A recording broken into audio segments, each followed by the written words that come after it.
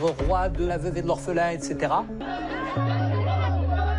Dans les faits, nous avons un entourage royal qui a réellement accaparé les joyaux de l'économie marocaine pour renforcer la fortune royale. Au Maroc, le pouvoir de Mohamed VI est immense et personne n'est autorisé à le remettre en cause. Aujourd'hui, c'est la raison pour laquelle vous n'avez plus de presse réellement indépendante. Moi, personnellement, j'ai été obligé de quitter le pays parce que j'étais condamné à payer l'équivalent de 250 000 € dans un cas de diffamation. Et que s'est-il passé avec ces deux journalistes français accusés en août 2015 d'avoir négocié 2 millions d'euros en échange de leur silence? J'ai eu 20 minutes, c'est à peu près le temps que j'évalue, où j'ai flanché. Voilà. À un moment donné, oui, j'ai voulu l'argent. Et je l'assume pleinement. Voilà. Malgré les crises, le lien qui unit la France au roi du Maroc est indéfectible.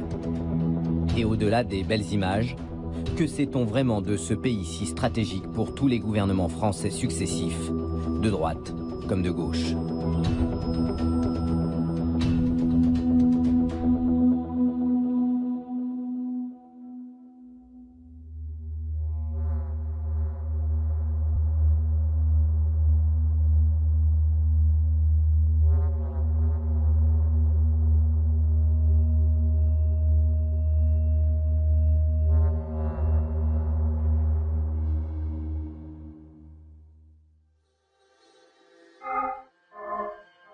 Le père de Mohamed VI est un monarque autoritaire et intraitable.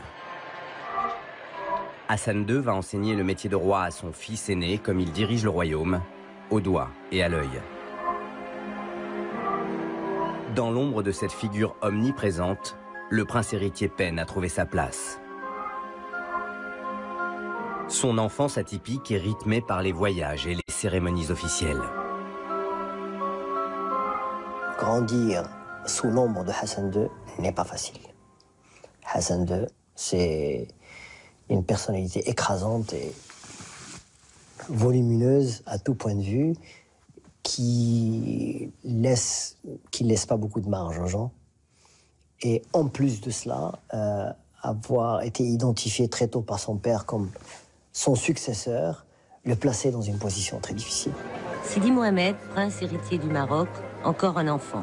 Il a suivi son père pendant son voyage officiel en France. Jamais il ne l'a quitté, quelle que soit l'heure ou le lieu. Monseigneur, voulez-vous commencer? Le meunier, son fils est là. Le prince héritier grandit au Collège Royal, une institution totalement fermée au sein du Palais Royal de Rabat. De 15 ans, si j'ai bonne mémoire, allaient vendre leur âme un certain jour de foire. Au Collège Royal, il côtoie des enfants sélectionnés parmi les plus brillants du royaume. Sankholo, c'est la littérature anté-islamique. Le quotidien du futur roi du Maroc, des cours de 7 h du matin jusqu'à 20 h. Vous parlez plusieurs langues? Oui, l'arabe, le français, un peu l'anglais, à peine. On a commencé cette année, puis l'espagnol. Le prince héritier fait 6 heures de sport par semaine, avec des cours d'équitation sur les purs sangs du haras royal. Parfois, il redevient un enfant. Mais pas longtemps. Impossible d'oublier son destin de roi. Merci beaucoup. Si vous n'étiez pas prince héritier, quel métier auriez-vous aimé faire? J'aurais aimé être pilote. Pilote de voiture? Non, d'avion. D'avion. Le Maroc n'est pas une colonie française comme les autres. À son indépendance en 1956, cet ancien protectorat n'a pas souhaité de rupture brutale avec notre pays. Mais le Maroc de Hassan II est pauvre. La monarchie doit faire face à de nombreuses oppositions. L'extrême gauche d'abord, incarnée par le socialiste Mehdi Ben Barka, figure radicale du mouvement tiers-mondiste au Maroc, très virulent contre la monarchie.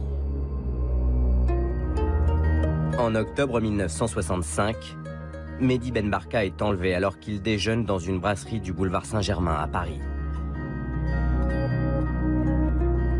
Son corps n'a jamais été retrouvé, mais l'ombre du régime de Hassan II plane sur cet enlèvement mystérieux. Une fois qu'on a à la fois réglé son compte à Ben Barka et contenu la poussée du Parti socialiste marocain, il a fallu faire face aux tentatives de putsch des militaires marocains. En 1971, le jour de son 42e anniversaire, Hassan II échappe à une fusillade organisée par une dizaine d'officiers rebelles. Et en 1972, son avion est attaqué en plein ciel par des avions de sa propre armée, alors qu'il rentre d'un séjour à Paris. C'est un miracle, le roi s'en tire sans une égratignure. Hassan II va durcir son régime. C'est le début des années de plomb. Pour les officiers putschistes, le roi crée la prison secrète de Tazmamart, dans les montagnes de l'Atlas, au sud-est du Maroc. À Tazmamart, dont voici les seules images jamais filmées, les conditions de détention sont très dures. L'armée marocaine torture à Tazmamart. Mais la communauté internationale détourne le regard. La brutalité du régime de Hassan II demeure très longtemps secrète. Jusqu'en 1990. L'écrivain français Gilles Perrault sort un livre intitulé « Notre ami le roi ». La réalité que je décrivais était tellement éloignée de l'image d'Épinal qu'on donnait du Maroc. C'était tout à coup un royaume épouvantable, avec des mœurs médiévales, enfin, et encore, c'est injurier le Moyen-Âge que de dire ça. C'était tellement éloigné que les gens ont été saisis. Et je me souviens même des journalistes qui m'interviewaient, me disaient « Mais est-ce que vous n'avez pas un peu forcé la dose? Tazmamart, c'est pas possible quand même. » Ah, si. Et vous aviez au même moment Hassan II qui disait c'est de la pure imagination, c'est de la pure imagination. Tazmamart n'a jamais existé. Vous avez bien parmi vos téléspectateurs des sémiologues. Je n'ai pas la tête d'un bonhomme qui torture à longueur de journée, qui trouve le moyen de dormir, de bien faire son travail, de rire, de sourire, d'embrasser ses enfants et d'avoir le culot par-dessus le marché d'aller serrer les mains de chef d'État. Alors là, non. Derrière le sourire de façade, Hassan II est furieux. À cause de ce livre, le roi du Maroc menace de rompre les relations diplomatiques avec la France. Je vous rappelle en quelques mots qu'il y a refroidissement, le terme n'est pas trop fort, dans les relations franco-marocaines, à la suite de la publication du livre de Gilles Perrault intitulé « Notre ami le roi ». Les intérêts français au Maroc sont très nombreux. Le tourisme, les grandes entreprises, le commerce entre les deux pays ont systématiquement poussé la classe politique française à fermer les yeux sur les excès d'un régime autoritaire. L'entourage du président Mitterrand s'inquiète pour les intérêts français au Maroc. Les politiques n'ont pas aimé la sortie de mon livre. J'ai été taxé d'irresponsabilité. On m'a dit, vous faites bon marché des 25 000 Français qui travaillent au Maroc. Pour une croisade pour les droits de l'homme, en faveur des droits de l'homme, vous flanquez en l'air des choses importantes du point de vue économique, du point de vue politique. Peu à peu, la crise va s'apaiser. Car en France, la classe politique veut préserver cette relation privilégiée avec son ami le roi. En 1990, le prince héritier, futur Mohamed VI, a 27 ans. Son père est de plus en plus autoritaire avec lui. Il l'aurait même privé d'argent.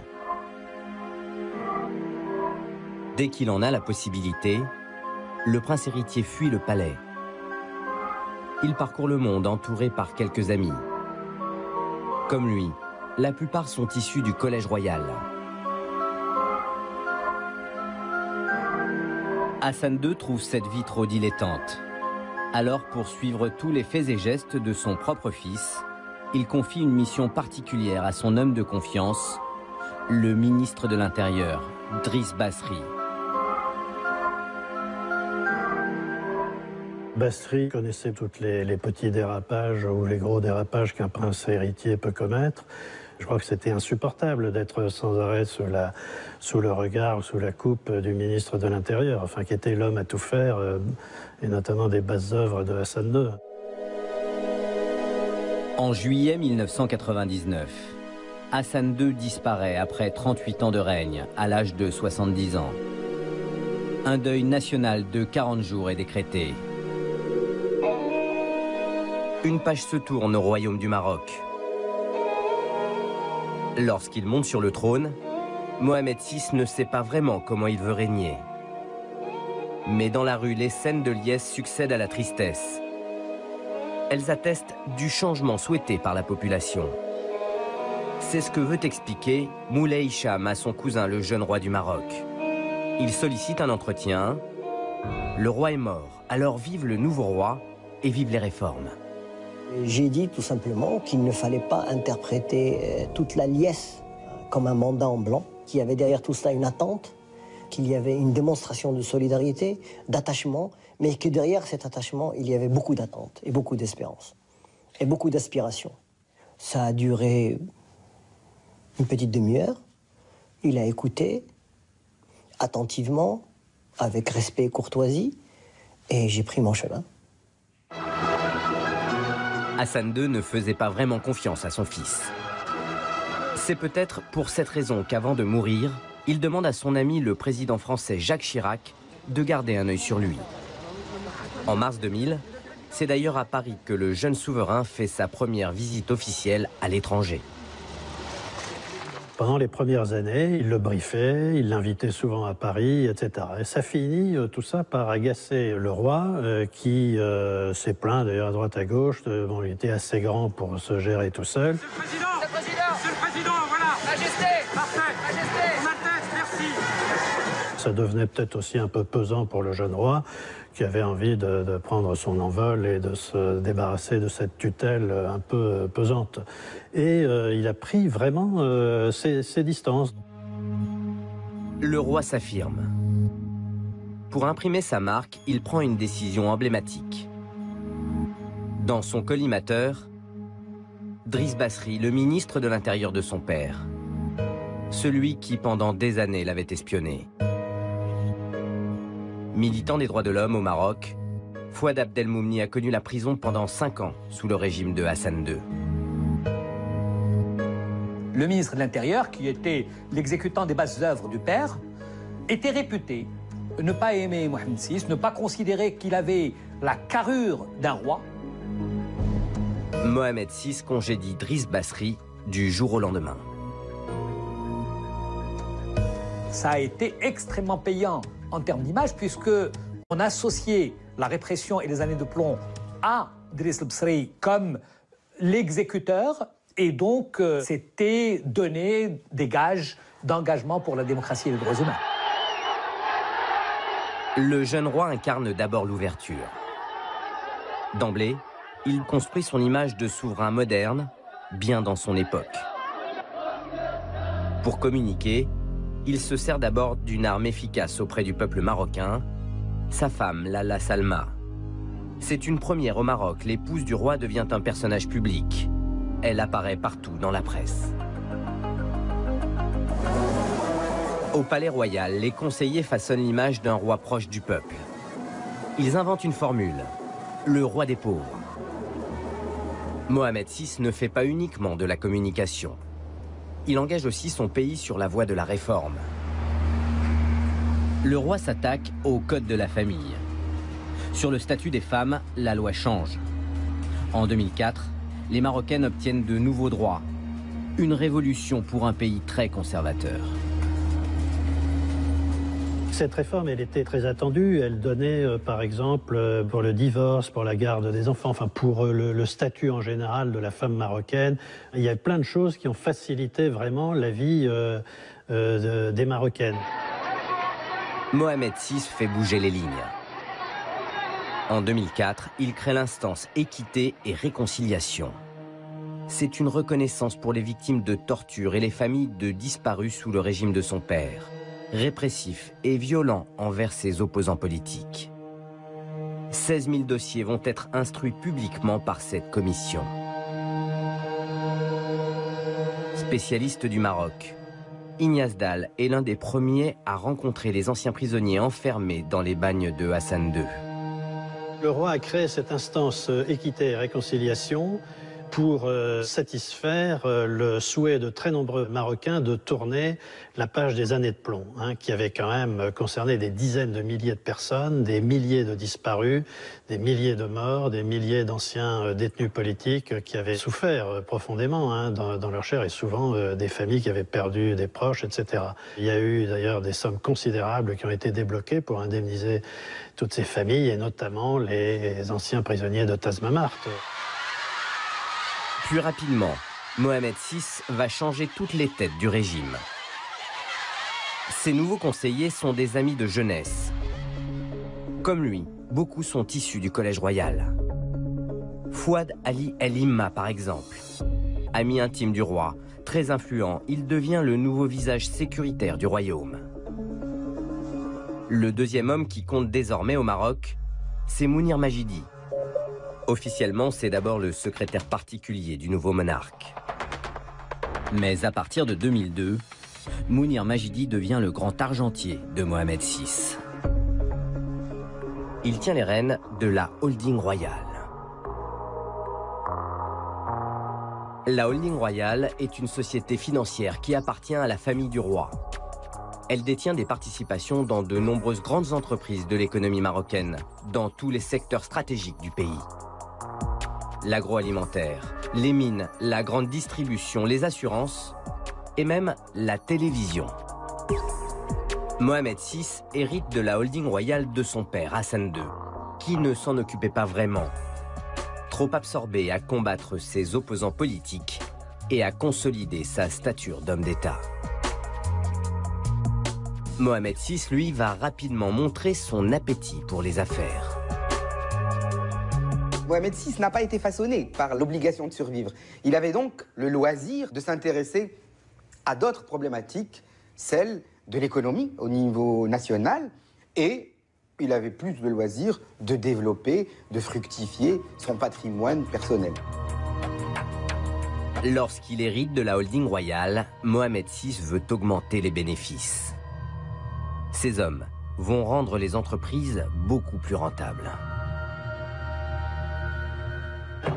Pour cela, ils vont moderniser l'économie du Maroc et la sortir de l'ère du petit commerce qui règne encore dans le pays. Le souverain lance des grands chantiers. Il dote le royaume de nombreuses infrastructures, comme le port de Tangemed construit entre 2004 et 2007, qui est devenu aujourd'hui pour le fret l'un des plus grands ports de la Méditerranée. Les entreprises royales sont impliquées dans la plupart de ces nouveaux chantiers.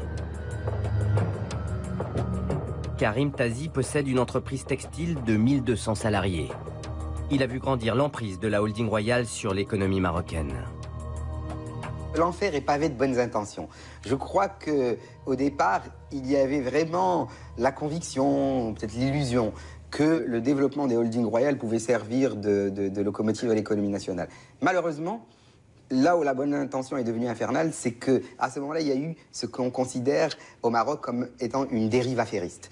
Et les affaires royales ont commencé à dominer d'une façon qui a inspiré des craintes. La holding royale investit dans le tourisme, la construction, la téléphonie mobile. Et surtout, elle donne naissance à un mastodonte bancaire qui va rapidement devenir l'une des plus puissantes banques du continent africain. À la fin des années 2000, les sujets de Sa Majesté sont devenus ses clients. Du matin au soir, ils consomment les produits royaux. Le sucre que vous mettez dans votre café, c'est le roi, c'est la Cosumar. Le lait que vous mettez dans votre café, c'est Centrale Laitière, où le roi était associé d'ailleurs à Danone. La voiture que vous prenez, vous l'avez probablement achetée à Autol, qui appartient à la famille royale. Vous avez financé votre voiture en prenant un prêt à Tijeri Wafa Bank. Vous l'avez assuré en prenant un prêt à Tijeri Wafa Assurance, etc. Donc vous pouvez vivre pratiquement en consommant des produits qui sont vendus par des entreprises du roi. Il y a un conflit d'intérêts qui est patent et manifeste. Quand on a le roi et qu'on possède autant d'intérêts économiques et qu'on pèse aussi lourd économiquement, il ne peut pas ne pas y avoir une très grande tentation d'utiliser les leviers du pouvoir pour favoriser ses affaires. Comme dans l'agriculture, l'entreprise royale est le premier producteur et le premier exportateur du pays. Est-ce un hasard si au Maroc, le secteur agricole est totalement exonéré d'impôts? Najib Akesbi est un membre historique du Parti socialiste marocain. Lorsque vous exonérez le secteur, alors que chacun sait que, le moins qu'on puisse dire, c'est que vous êtes un acteur majeur dans le secteur. Il est évident que vous ne pouvez pas empêcher les gens de penser que d'abord, vous exonérez vos propres affaires. Il y a un problème. Autre exemple dans la téléphonie mobile. Au Maroc, 2 opérateurs se sont très longtemps partagé le marché. Mais en 2009, la holding royale décide d'en créer un 3e. Là où l'actionnariat royal peut se révéler décisif, c'est quand, par exemple, il faut obtenir une licence de téléphonie. On sait très bien qu'une licence de GSM, c'est très difficile à obtenir et il est fort peu probable qu'elle aurait été accordée à un 3e entrant africain ou italien ou chinois. Très peu probable. Par contre, son attribution à la filiale d'un holding royal s'est faite sans trop de problème. Parallèlement au vent de réforme qui souffle sur le royaume, Mohamed VI accepte l'essor d'une presse libre et indépendante. Toute une génération de journalistes marocains sans concession s'engouffre dans ce nouvel espace de liberté. Avec des unes accrocheuses et des enquêtes fouillées, notamment consacrées au roi et à ses affaires. Mohamed VI va progressivement s'agacer. En ce qui concerne la liberté d'expression, il va faire machine arrière et finalement chausser les bottes de son père. Parce qu'il n'a pas eu le choix, Ahmed Benchemsi vit aujourd'hui exilé aux États-Unis. Il dirigeait 2 hebdomadaires importants au Maroc. Le harcèlement a commencé graduellement à partir de 2002-2003 et puis c'est allé crescendo jusqu'en 2009-2010 où là c'était absolument plus possible de faire du journalisme indépendant de la manière dont on le faisait avant. C'est-à-dire alors quoi? C'est quoi du journalisme indépendant au Maroc? C'est par exemple des enquêtes, des investigations qui donnent un tas de détails sur la fortune du roi. Des éditoriaux audacieux sur le conflit d'intérêts, sur le mélange des genres. J'ai écrit des choses comme ça. Et voilà, aujourd'hui je pense que ce serait plus possible. Plusieurs journalistes ont dû prendre le chemin de l'exil. Aboubakr Jamaï était un patron de presse reconnu pour son indépendance. Le régime a finalement eu la peau du journal qu'il dirigeait. Ils nous ont attaqués sur le plan institutionnel en attaquant le modèle économique, en donnant des ordres et des instructions aux annonceurs de ne plus travailler avec nous, de ne plus passer leur pub chez nous, en préfabriquant des cas de diffamation où effectivement on se faisait condamner à des sommes vertigineuses. C'est comme ça, moi personnellement, j'ai été obligé de quitter le pays, parce que j'étais condamné à payer l'équivalent de 250 000 € dans un cas de diffamation, et que je ne pouvais pas payer, et qu'ils sont venus saisir mes biens, enfin ils sont venus saisir mes meubles chez moi, donc j'étais obligé de quitter le pays parce que j'avais plus de quoi nourrir mes enfants. J'ai subi un tas de procès iniques avec des amendes totalement surdimensionnées. C'est arrivé plusieurs fois que la police boucle l'imprimerie, envahisse l'imprimerie et détruise des exemplaires par dizaines de milliers. Et moi, il y a eu 17 personnes qui ont pris d'assaut ma terrasse, je les ai filmées. Parmi les personnes présentes sur la terrasse du journaliste ce jour-là, l'équivalent marocain du préfet de région, ici, en train de le filmer. Qu'est-ce qu'ils font, ces gens-là, sur une terrasse d'un particulier? Mais ça, c'est une manière de dire quoi? C'est une manière de dire, voilà, on te surveille, voilà, et tu as des cas intérêts, des cas faire gaffe. Notre travail de journaliste et de journaliste politique, c'est d'abord de demander des comptes à ceux qui ont le pouvoir. Alors évidemment, au Maroc, vous pouvez critiquer le Premier ministre quand vous voulez, c'est pas eux qui ont véritablement le pouvoir. Ceux qui ont véritablement le pouvoir, c'est, in fine, c'est le roi et ceux qui l'entourent. Amusez-vous à aller les critiquer. Depuis presque 10 ans, Ali Lamrabet a quitté le Maroc pour Barcelone, en Espagne. La différence entre Hassan II et Mohamed VI, c'est que Mohamed VI, il fait les choses à la manière du XXIe siècle. Hassan II, il le faisait à la manière du XXe siècle, ça veut dire brutal, ça veut dire des assassinats, des morts. Et ben Mohamed VI, c'est plus transparence, ça veut dire, au lieu de te séquestrer, et ben moi, je vais ordonner à mes tribunaux de te condamner à ne pas exercer, comme dans mon cas, pendant 10 ans, la profession de journalisme. Pour le Maroc, c'est tout à fait légal. C'est un tribunal qui m'a interdit d'exercer la profession de journaliste de 2005 à 2015. Au Maroc, sur le sujet du roi et de son entourage, indépendance et journalistes sont incompatibles. Et les journalistes étrangers qui enquêtent sur les mœurs du royaume ne sont pas non plus les bienvenus. Pour tenter de faire avorter les publications jugées trop critiques, tous les coups sont permis. En 1990, Gilles Perrault achève l'écriture de son livre Coup de poing, Notre ami le roi, sur les dérives du régime de Hassan II, le père de Mohamed VI. Juste avant la sortie de l'ouvrage, Hassan II prend l'initiative. Il a envoyé à Paris son ministre de l'Intérieur, Bassery, qui est allé voir notre ministre de l'Intérieur, qui était à l'époque Pierre Jox, et il lui a dit « Nous sommes informés qu'un livre va paraître qui va nuire énormément aux bonnes relations entre le Maroc et la France. Il ne faut pas que ce livre paraisse, ce serait très dommageable, mais bien entendu, nous sommes prêts à indemniser et l'éditeur et l'auteur. » Alors Pierre Jox a dit « Gallimard, c'est l'éditeur, c'est pilier de l'édition française, ça m'étonnerait que ça marche. Quant à Perrault, je le connais, il a très mauvais caractère, je vous conseille de ne pas aller le voir, ça se passera forcément mal. » Tant et si bien que la tentative s'est arrêtée là, quoi. Gilles Perrault a refusé la proposition du régime de Rabat.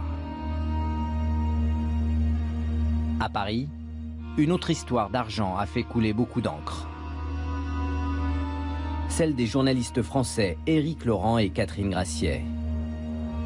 En août 2015, alors qu'ils sont en train d'écrire un livre qu'ils annoncent choc et très critique sur la famille royale marocaine, les deux journalistes sont arrêtés dans les couloirs d'un hôtel de luxe à Paris. Ils viennent de signer cet accord financier avec un avocat de Sa Majesté le roi du Maroc. 2 millions d'euros contre l'arrêt définitif de toute enquête dans ce pays. Par ce texte, nous déclarons que nous n'écrirons plus rien sur le royaume du Maroc et nous ne nous exprimerons plus jamais publiquement sur ce pays. En contrepartie du versement de la somme de 2 millions d'euros. Nous confirmons avoir reçu à ce jour une avance de 80 000 euros. Les Marocains qui avaient alerté la police française ce jour-là accusent les journalistes d'avoir voulu faire chanter le roi du Maroc pour lui soutirer les 2 millions d'euros. Immédiatement mis en examen, Éric Laurent et Catherine Graciet affirment au contraire que le régime de Rabat est à l'initiative de la proposition financière pour acheter leur silence. Au bar de cet hôtel, les deux journalistes en tout cas ont cédé aux sirènes de l'argent et décrédibilisé tout leur travail. De toute façon, chantage, je pense, qui a pris l'initiative? Ça, la justice le dira, mais c'est secondaire. Ce qui est établi d'ores et déjà, c'est qu'ils ont accepté de se laisser acheter. Et c'est fini. C'est fini. Le mal est fait. Jusqu'à cet épisode, les deux journalistes étaient des spécialistes reconnus du Maroc. En 2012, leur précédent livre, Le roi prédateur, dénonçait la mainmise de Mohamed VI sur l'économie de son pays. Cette enquête à charge n'avait fait l'objet d'aucune poursuite judiciaire par le Royaume du Maroc. C'est pour cette raison que nous avons demandé à Catherine Graciet d'être consultante sur notre documentaire. Elle avait accepté notre proposition et nous avait ouvert son carnet d'adresses. Nous lui proposons une interview pour comprendre, elle, qui critiquait si durement le régime marocain. À un moment donné, oui, j'ai voulu l'argent. Et je l'assume. Et je l'assume pleinement. Voilà. Et j'ai aucun problème avec ça, à l'assumer. Vous vous dites pas, je suis journaliste, c'est ma vie, je suis en train de rayer d'un trait de plume 10 ans de carrière. Mais peut-être que j'en ai marre d'investiguer sur le Maroc. Peut-être que je crois plus à l'investigation sur le Maroc, à ce moment-là. Peut-être que je me dis, on a fait le roi prédateur, on a pris des risques juridiques immenses, mais qu'est-ce qui a changé? Je vois dans la presse, tous les jours, qu'il est encore plus prédateur, que ces sociétés gagnent encore plus de contrats, sont encore plus présentes. Catherine Graciet a perdu la foi. Elle dit être allée au rendez-vous avec l'avocat marocain simplement pour prendre la mesure de la proposition financière. L'espace d'un instant, à l'hôtel Raphaël, elle se voit riche. J'ai eu 20 minutes, c'est à peu près le temps que j'évalue, où j'ai flanché, voilà, de façon humaine, parce que je me suis vue avec de l'argent, beaucoup plus d'argent que ce que je ne pourrais gagner en beaucoup de temps, quoi.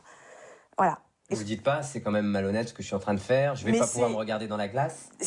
Ah ben si, bien sûr, ah ben si, je me dis c'est minable, et ça l'est, c'est minable. Mais j'ai l'impression que je commets une faute déontologique, je me dis c'est vraiment pas bien, mais en fait je suis en train de négocier pour moi, hein, un accord privé, Pour remporter le morceau, l'avocat marocain propose même une avance en liquide. Il arrive avec deux enveloppes dans une sacoche. Et moi, il me fourre la mienne dans le sac. Il me dit, là, il était stressé, il me dit, votre sac. Et je lui dis, il est là. Il me fait, ah. Puis il m'aide à la mettre dedans, quoi. Voilà, puis Éric Laurent m'en prend son enveloppe comme ça à la main. Je trouvais bizarre, mais bon, il le prend à la main. Ça représente quoi, 40 000 euros? Une enveloppe A4, même pas remplie. Les deux journalistes ont pris l'argent. De façon purement égoïste, sans se préoccuper des conséquences de leur acte. Car le grand gagnant de cet épisode, c'est le régime marocain. Le régime dit, bah, vous voyez, ces Français qui viennent nous faire la leçon, ils touchent. On les achète avec une enveloppe pleine de billets, petite coupure. C'est misérable, c'est-à-dire que la parole française, du journalisme français est dévaluée. Elle est dévaluée. Nous perdons toute crédibilité pour un temps. Depuis qu'il règne sur le pays, Mohamed VI, le progressiste, s'est transformé en monarque autoritaire assumé. Le roi du Maroc est le chef suprême des armées. Et aujourd'hui, comme hier sous Hassan II, l'armée demeure le principal pilier du régime.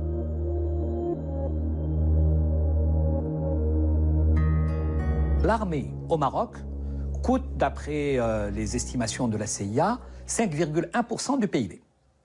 5,1% du PIB, lorsque la moyenne mondiale est de 1,9%.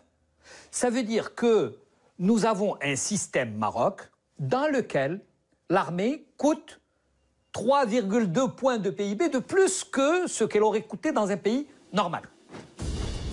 Les liens étroits entre l'armée et le palais datent du début des années 70, au moment où Hassan II survit aux 2 coups d'État militaires. Les 2 tentatives de putsch ont échoué. Mais comme Hassan II n'a plus confiance en ses généraux, il va leur faire une proposition.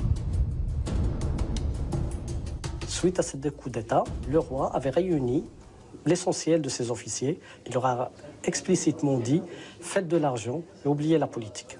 Le deal entre le roi Hassan II et ses généraux était simple. Enrichissez-vous et foutez-moi la paix. Ce pacte de corruption en bonne et due forme pour protéger la monarchie va générer de nombreuses dérives. Mohamed VI se veut roi réformateur, mais dans l'armée, il ne va rien faire pour changer les choses. L'histoire de Mustapha Adib, un ancien officier de l'armée de l'air marocaine, est emblématique. En 1999, le capitaine Adib découvre qu'au sein de sa base militaire, dans le désert du Sahara, l'un des hauts gradés détourne du carburant au vu et au su de tout le monde. Ce carburant-là, il le revendait à des stations-service lambda. Un camion citerne, ça fait 5 000 €. On pouvait en vendre un tous les jours. Donc, ce n'est pas énormément d'argent. Mais pour un petit site dont le Maroc a des milliers, ce n'est pas des dizaines ou des centaines, c'est des milliers de sites comme celui-là. Donc 5 000 € par jour, je parle que du carburant, ça atteint des millions d'euros par jour qui partent dans les poches de grands officiers de l'armée marocaine pour acheter leur silence, pour qu'ils puissent soutenir toujours le régime tel qu'il est. Mustapha Adib prend sa plume. Il dénonce ce qu'il a vu. L'officier qu'il a mis en cause est immédiatement jeté en prison, puis traduit devant un tribunal militaire. Juste après, j'ai été puni moi-même pour participation au détournement de carburant. J'ai eu 45 jours d'arrêt et c'est le roi, par lui-même, par sa propre main, Mohamed VI, qui a signé ce document. Les mutations abusives, sans fonction, moi qui avais toujours de belles fonctions, de beaux bureaux, beaucoup de militaires, beaucoup d'officiers sous ma responsabilité, beaucoup d'ingénieurs, je passe de tout ça à rien, même pas une chaise, même pas un bureau. Dans l'armée marocaine aujourd'hui, la corruption a pris plusieurs visages. Certains hauts cadres n'ont plus aucune limite. Ils privatisent carrément les soldats de leur régiment pour leurs besoins personnels. Affecté au début des années 2000 dans une caserne de Casablanca, Abderrahim Mernissi était simple soldat dans l'armée de terre.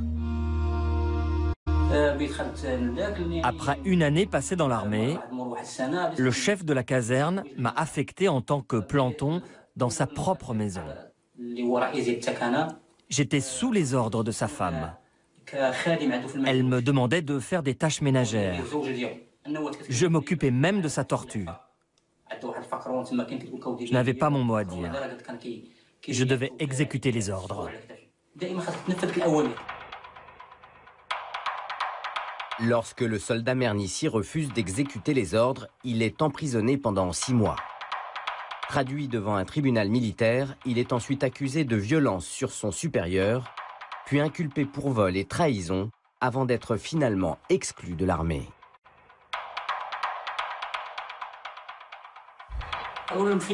J'ai écrit au roi car les responsables militaires relèvent directement de son autorité. C'est écrit dans la Constitution. Le roi est le chef suprême des armées. Et si le roi prend une décision, personne ne peut la contester. Les jugements et les lois sont promulgués en son nom. En fait, sous l'autorité du roi, il n'y a que des exécutants. La monarchie marocaine doit son autorité et son pouvoir à la fidélité de ses généraux. Mais aujourd'hui, la corruption ne serait pas cantonnée aux seuls militaires. Elle aurait gangréné de nombreux autres corps de fonctionnaires. Aujourd'hui, au Maroc, la corruption, elle a été institutionnalisée. Ça veut dire que moralement, les gens n'ont plus cette éthique de dire que ça, il faut le faire ou ça, il ne faut pas le faire. L'un des exemples que connaissent toutes les familles marocaines, c'est que dans les écoles publiques marocaines, il est fréquent que les instituteurs et les professeurs exigent de leurs élèves de venir en cours supplémentaires payants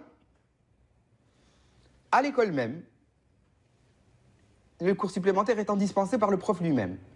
Et il est connu que ceux qui sont récalcitrants à l'invitation de prendre des cours supplémentaires ont souvent des difficultés à obtenir des bonnes notes et à passer à la classe supérieure. C'est ce que j'appelle une forme de privatisation de l'éducation publique au Maroc.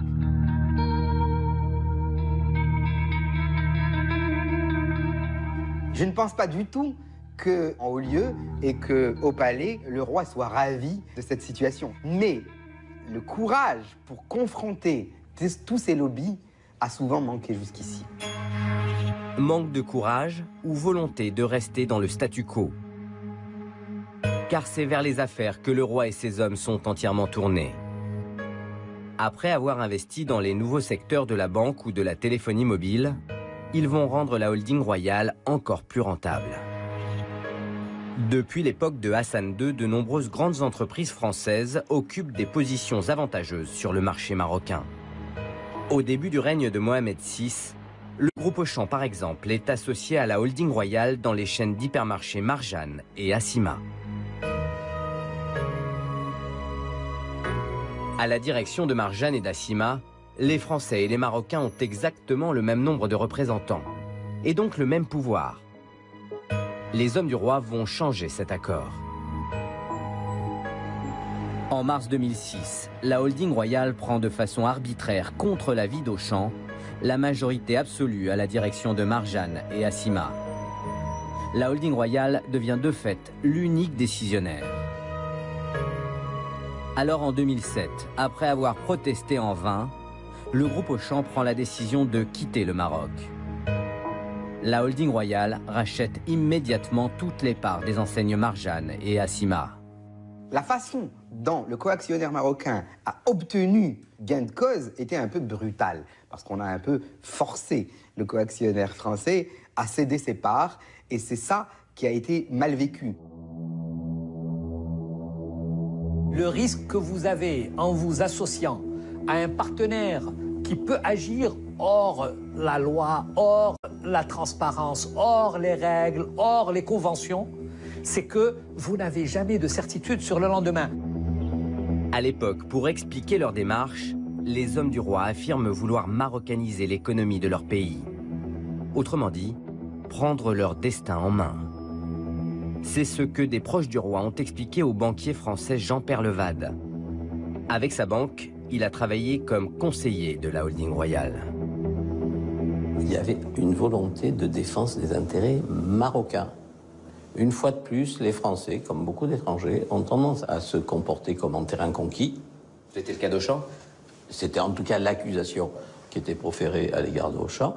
Et j'ai pu vérifier, dans le cas de Danone, qu'on n'était pas très loin de cette situation. En 2006, Danone est associé à la holding royale dans l'entreprise marocaine Centrale Laitière. Les hommes du roi vont exiger d'obtenir la majorité, comme ils l'avaient fait auparavant avec Auchan. Je suis allé voir Franck Ribot à titre personnel parce que je le connaissais bien. Franck Ribot, patron de Danone. Patron de Danone, parce que j'avais aussi des relations amicales avec lui. Et je lui ai dit, Franck, ne cassez pas tout. Entrez en négociation. Entrez en négociation. Parce qu'il pensait, et il mettait un peu trop en évidence, trop souvent, que l'industrie laitière marocaine ne pouvait pas vivre sans Danone. Voilà. Comme les gens d'Auchan pensaient probablement que la grande distribution marocaine ne pouvait pas vivre sans Auchan. Les affaires de la holding royale sont florissantes. En 2009, le prestigieux magazine américain Forbes classe le roi du Maroc au 7e rang des monarques les plus riches de la planète, avec 2,5 milliards de dollars. Dans ce classement, Mohamed VI devance même l'émir du Qatar. La fortune du roi continue à augmenter. Mais ça, d'une certaine manière, je suis heureux que la SNI fasse de bonnes affaires. Si le roi en profite au passage, à mes yeux, peu importe. C'est pas ça l'important. Qu'est-ce qui est important? Le développement du Maroc. Mais le pays se développe-t-il autant que les finances de son souverain? Tandis que la fortune du roi a doublé en 5 ans, le Maroc pointe à la 126e place mondiale en termes de développement. Et plus de 20% de la population marocaine vit toujours en dessous du seuil de pauvreté, avec moins de 2 $ par jour. Aujourd'hui, plus qu'hier, Mohamed VI mérite donc son titre autoproclamé de roi des pauvres. Le tiers de la population marocaine, le tiers, 10 millions de personnes sont analphabètes. Analphabètes, ça veut dire totalement qu'ils savent ni lire ni écrire. Et vous trouvez que c'est bien? Mais qu'est-ce que ça veut dire, ça? Il faut sortir des palmeraies, il faut sortir, je veux dire, des restaurants de luxe, il faut sortir des palaces, et puis aller jeter qu'un coup d'œil. Rien qu'à Marrakech, dans la médina de Marrakech ou dans la région, et puis vous allez voir un autre Maroc. Lorsqu'en 2011, les mouvements révolutionnaires éclatent en Tunisie et en Égypte, cet autre Maroc descend dans la rue pour lancer le printemps arabe marocain.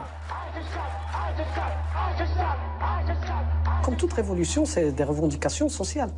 Donc le droit à l'éducation, le droit à une justice équitable, fin de la corruption, fin de l'impunité.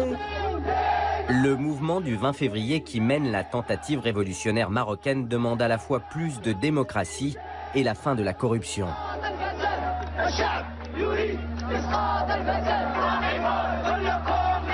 Le mouvement du 20 février a dénoncé de manière générale les abus, les dérives du système, la collusion entre certains intérêts politiques et les intérêts économiques, l'affairisme de la classe politique. L'affairisme royal est au centre des revendications populaires.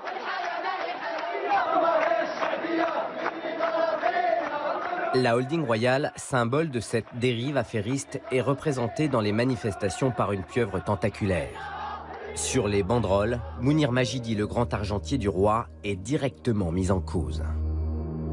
Mais alors qu'en Tunisie et en Égypte, les régimes s'effondrent et les dictateurs sont renversés, au Maroc, le roi va lâcher du lest. 3 semaines après le début des manifestations, Mohamed VI annonce habilement un changement de constitution. Il veut donner des gages. يتبوأ فيه مجلس النواب مكانة الصدارة مع توسيع مجال القانون وتخويله اختصاصات جديدة كفيلة بنهوضه بمهامه التمثيلية والتشريعية والرقابية. Personne ne veut être considéré par l'histoire comme étant le dernier de sa lignée. C'est ce qui pousse les monarques à quand même ne pas aller trop loin dans l'ensemble des excès, qu'ils soient affairistes ou autoritaire. Et c'est ce qui fait, à mes yeux, la différence entre un Mohamed VI et un Ben Ali. Un Ben Ali savait très bien qu'il n'avait aucun espoir de transmettre la République tunisienne à son fils, et il était tout à fait normal, dans ce cas-là, qu'il s'en mette plein les poches d'une façon avide et d'une façon absolument choquante. En apparence, la nouvelle constitution amoindrit le pouvoir du souverain. Dans ce texte, la sacralité de la personne du roi a disparu. Mais le mot inviolabilité reste écrit noir sur blanc. La réforme n'est finalement qu'un effet d'annonce, car le souverain conserve tous les pouvoirs. Une fois passée la vague révolutionnaire de février 2011, il apparaît donc au Maroc que rien ne change. En révisant la Constitution, il n'a fait qu'un leurre. La Constitution aujourd'hui, elle est plus dictatoriale que la Constitution qui la précède. Au Maroc, le représentant suprême de la nation, c'est le roi. C'est écrit explicitement dans la Constitution. C'est écrit aussi explicitement que l'arbitre suprême de la nation, c'est le roi aussi. Donc, à quoi ça sert la justice? À quoi ça sert le Conseil constitutionnel si l'arbitre suprême, hein, ça veut dire au-dessus de toute autre instance, c'est le roi. C'est explicite dans la Constitution. Du coup, c'est une Constitution que lui-même il a écrite. Il a choisi d'être partout. Et ben, il n'a qu'à assumer ses responsabilités. Moulay Hicham, le cousin germain du roi, estime que la monarchie marocaine reste exposée à de nouvelles turbulences. Le régime croit que tout ceci est derrière maintenant, la vague est derrière. Peut-être cette vague est derrière, mais une autre vague viendra. Et quand on verra la nouvelle vague, forcément, elle aura sa genèse dans cette vague du 20 février. Côté affaires, le palais avait annoncé à grand renfort de communication un désengagement de la holding royale de l'économie marocaine. Mais en fait, les affaires royales ont été réorientées vers de nouveaux secteurs plus prometteurs, comme les énergies renouvelables, une activité subventionnée par la communauté internationale pour laquelle Nareva, l'entreprise royale, espère un bel avenir. En réalité, les bénéfices de la holding royale n'ont jamais cessé d'augmenter. Le chiffre d'affaires 2013 de la SNI était supérieur à 6 milliards d'euros, ce qui constitue, pour cette unique compagnie, 6,5% du PIB du Maroc. Et la holding royale toute seule. Et encore, elle ne regroupe pas toutes les sociétés royales. Il y en a pas mal qui sont en dehors de la SNI.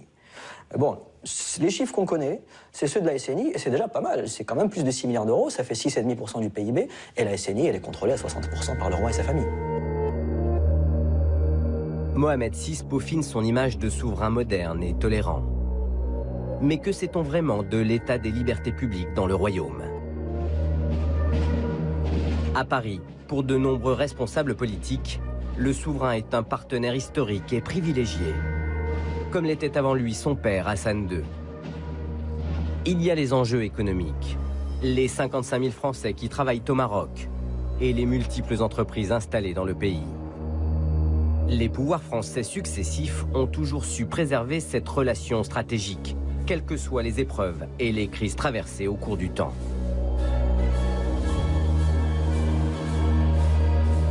Oui, le passé nous unit. La France a confiance dans le Maroc. À Paris, le régime marocain compte de nombreux soutiens fidèles, comme le président de l'Institut du monde arabe, qui a consacré une grande exposition à la culture marocaine. Jack Lang accepte avec entrain de répondre à des questions sur son ami le roi du Maroc. C'est un monarque éclairé. C'est un roi du XXIe siècle. C'est un roi passionné d'art et de culture. C'est un roi attentif. C'est un roi désireux de développer son pays. C'est un roi qui aime la France. Bon, voilà, il y a... je ne sais plus ce que vous vouliez me dire, au fond. Il est monarque, oui, c'est une monarchie. C'est une monarchie, c'est clair. Une monarchie. Lorsqu'en février 2015, François Hollande reçoit Mohamed VI à l'Élysée, la poignée de main est à peine cordiale. La relation France-Maroc vient de vivre l'une des pires crises de son histoire. Pendant une année entière, les chancelleries des deux pays ne se sont quasiment pas parlé.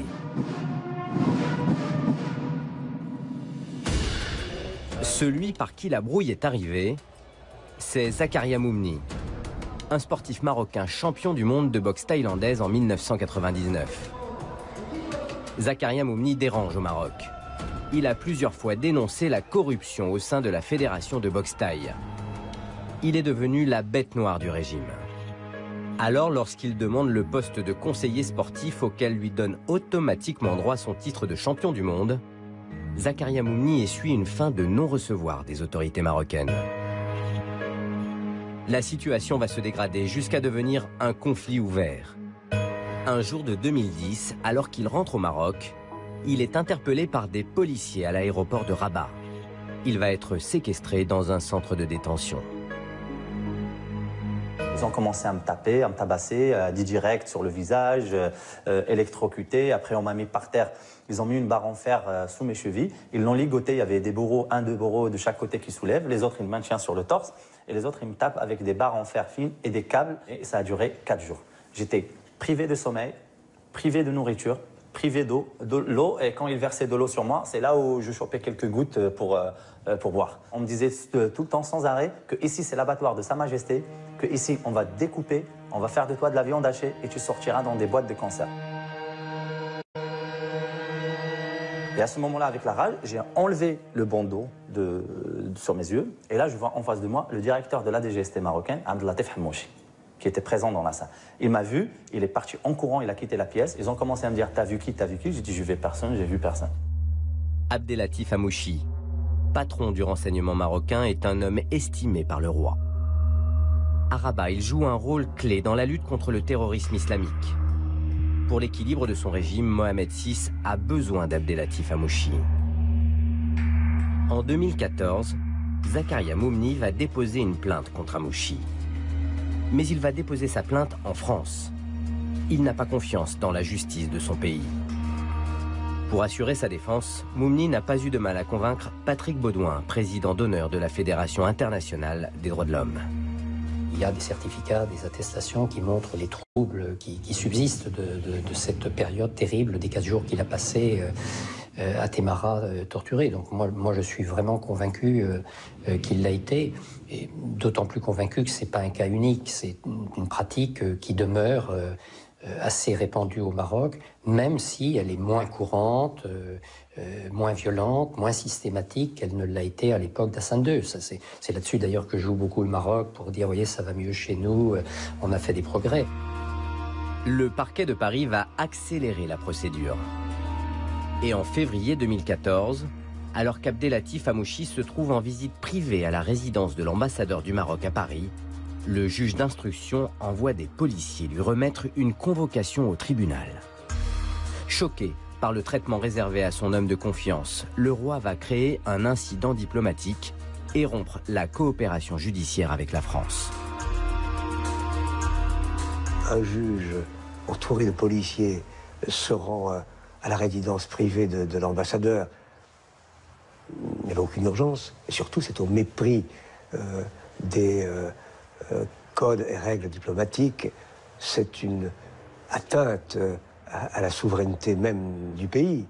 Et je comprends que nos amis marocains aient été blessés et offensés.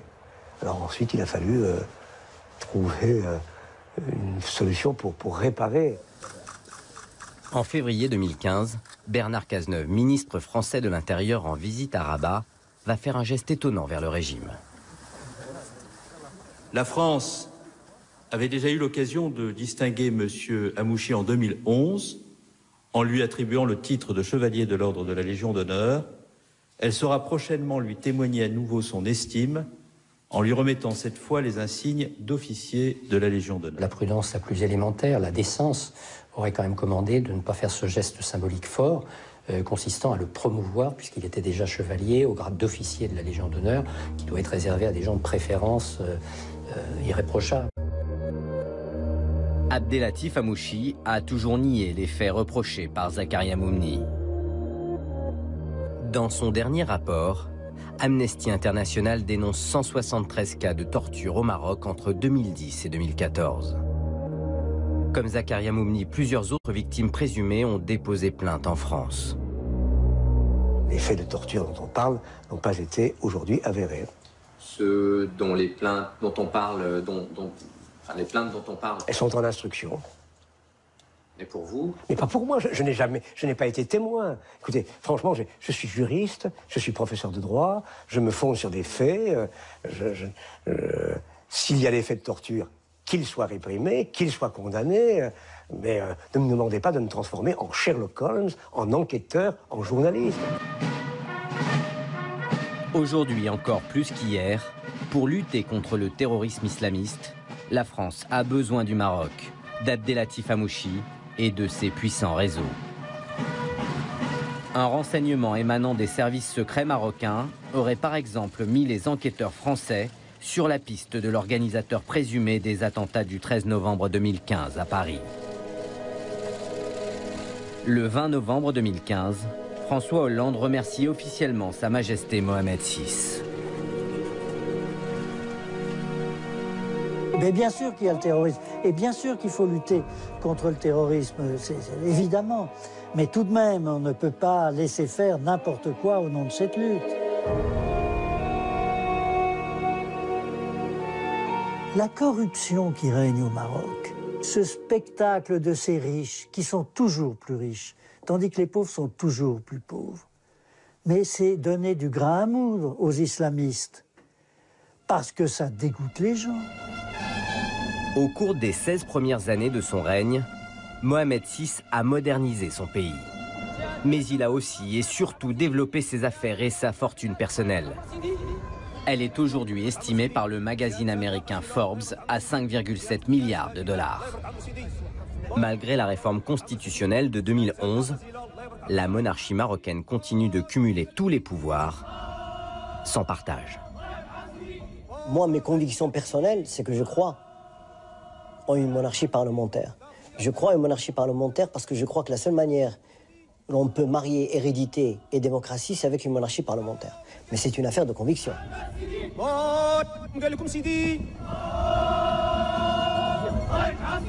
Il faut que le Maroc se démocratise. On n'a pas besoin d'enlever la monarchie pour qu'elle se démocratise. La monarchie a un poids historique et symbolique au Maroc qui n'est pas négligeable. Et je pense qu'il faut le garder, ce symbole, parce que c'est un symbole fort qui unit les Marocains et je pense que c'est important de préserver ce symbole. Il ne faut pas que ce soit plus qu'un symbole.